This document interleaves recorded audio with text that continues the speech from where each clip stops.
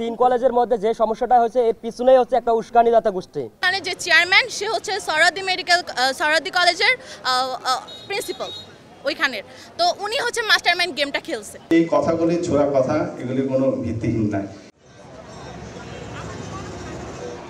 সংঘর্ষ হামলায় প্রাণহীন ডেমরা ও পুরান ঢাকার ৩ কলেজ। শিক্ষার্থীহীন ক্যাম্পাস এখন প্রাণহীন। মাহবুবুর রহমান মোল্লা কলেজে সবখানে ছড়িয়ে আছে ধ্বংসের চিহ্ন। সোমবারের হামলার পর ক্যাম্পাসে নেই শিক্ষা কার্যক্রম পরিচালনার কোনো ব্যবস্থা। কলেজটির শিক্ষার্থীদের অভিযোগ, শিক্ষার্থী নিহতের বিষয়টি ধামাচাপা দিতে সোহরাওয়ার্দীর শিক্ষার্থীদের ব্যবহার করেছেন ন্যাশনাল মেডিকেল কলেজ কর্তৃপক্ষ।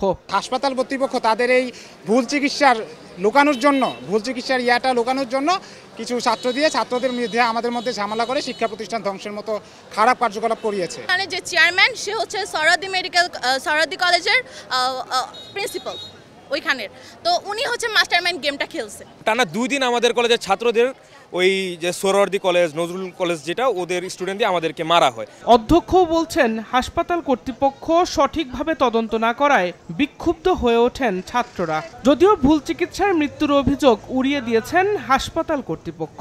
যে তদন্ত কমিটি গঠন করেছে সেটা তাদের ডাক্তার, তাদের প্রশাসনের লোক নিয়ে, যেটা আসলে আদৌ সুন্দর বা সত্য ঘটনা নিরূপণ হবে না।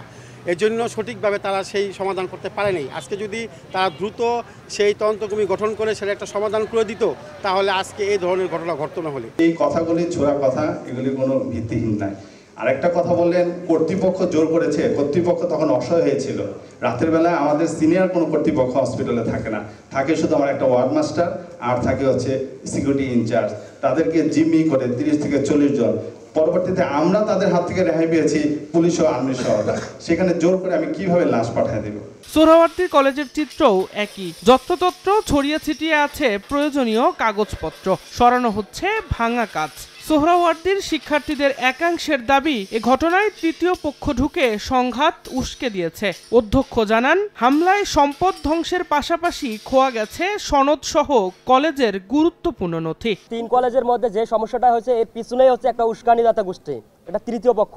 এখানে হচ্ছে সাধারণ শিক্ষার্থী কোনোভাবে জড়িত না। এটা একটা পুরনো কলেজে অনেক লক্ষ লক্ষ ডকুমেন্টস, লক্ষ লক্ষ ছাত্রের সনদপত্র, সার্টিফিকেট, যেগুলো একেবারে পুড়ে ছাই হয়ে, মানে পুড়ে না, ছিঁড়ে খুঁড়ে ছাই হয়ে গেছে। চিকিৎসকের গাফিলতির বিষয়ে তদন্ত কমিটি গঠন করা হয়েছে। তদন্তের স্বার্থে আইসিইউর চিকিৎসককে সাময়িকভাবে বরখাস্ত করেছে ন্যাশনাল মেডিকেল।